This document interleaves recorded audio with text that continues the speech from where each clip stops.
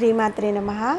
శ్రీ లలితా సహస్రనామంలోని 741వ నామము రంభాది వందిత. ఈ నామానికి అర్థం ఏంటి అంటే రంభ అంటే రంభ, ఆది అంటే మొదలైన అప్సరసల చేత, అప్సరసలు అనబడే స్త్రీల చేత, వందిత అంటే పూజింపబడినది.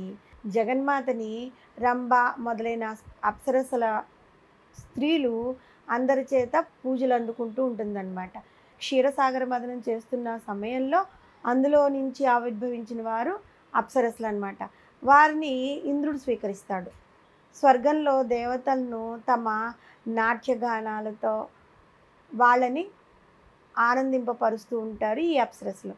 వీళ్ళు సప్తగణములైన ఋషులు, గంధర్వులు, నాగులు, అప్సరసలు, యక్షులు, రాక్షసులు, దేవతలు మొదలైన వారితో ఒక వర్గంలాగా ఉంటారనమాట. ఈ అప్సరసలు అంటే రంభ, ఊర్వశి, మేనక అని మాత్రం మనం అనుకుంటూ ఉంటాం కదా.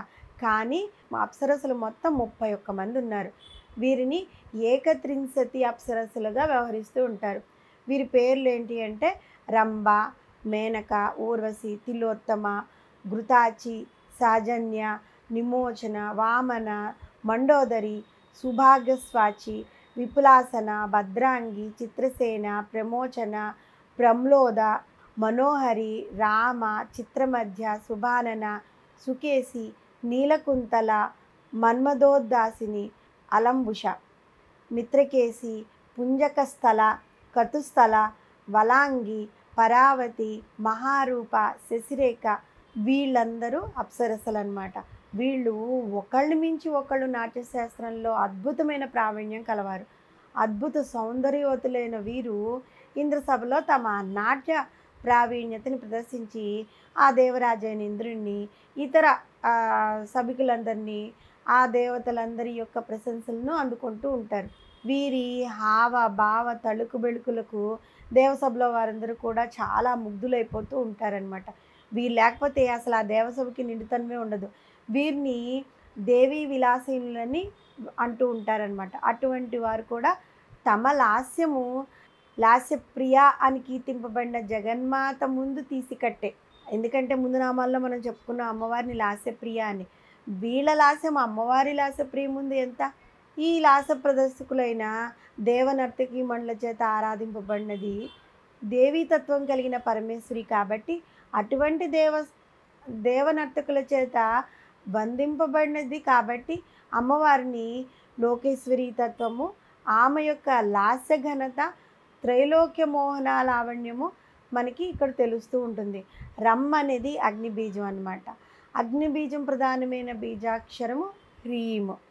మంత్రశాస్త్రం ప్రకారము రంభ అంటే హృల్లేఖ అని అనమాట. రంభాది వందిత అంటే హృల్లేఖ మొదలైన హ్రీంకార బీజాక్షరాలతో ఆరాధింపబడినది అని అర్థం వస్తుంది. శ్రీ విద్యా షోడశాక్షరి మంత్రరాజ స్వరూపమైన అమ్మవారు హృల్లేఖాది బీజాక్షరముల చేత సేవింపబడుతున్నవని వేదములు మనకి తెలుపుతూ ఉన్నాయి.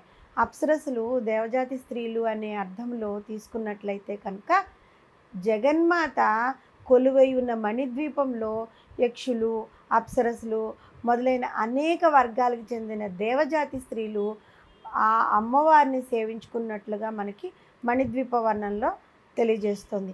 ఈ మణిద్వీప వర్ణనకు సంబంధించిన కనుక మనము ఈ మణిద్వీప వర్ణాన్ని మనం కనుక చదివినట్లయితే అందులో మనకి ఏ ఏ అప్సరసలు దేవతలు అమ్మవారిని సేవిస్తూ ఉన్నారో కూడా మనకి అందులో ఉంటుందన్నమాట.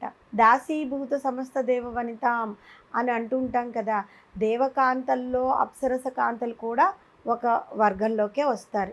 మణిద్వీపవాసిని సేవించుకుంటున్న వారిలో పద్మరాగమణి ప్రాకారంలో జేవురించినంటే ఆహ్లాదకరమైన నేత్రాలతో అమ్మవారి యొక్క రక్షక భటులుగా ఉన్న 64 శక్తులు, గోమేధక ప్రాకారంలో 32 మంది శ్రీదేవి మహాశక్తులు, వజ్రాల ప్రాకారంలో తాళామృతములకు ధరించి కొందరు పానపాత్రలు చేసుకొని, కొందరు ఆభరణ నిర్మాణ నిపుణులు, కొందరు పుష్పాభరణాల తయారీలో, కొందరు అలంకారాలు చేస్తూ, కొందరు ఈ విధంగా ఈ అప్సరసలందరూ సేవలందుకునే జగన్మాతయే రంభాది వందిత అని కీర్తింపబడిన మణిద్వీపవాసినైన జగన్మాత అన్నమాట.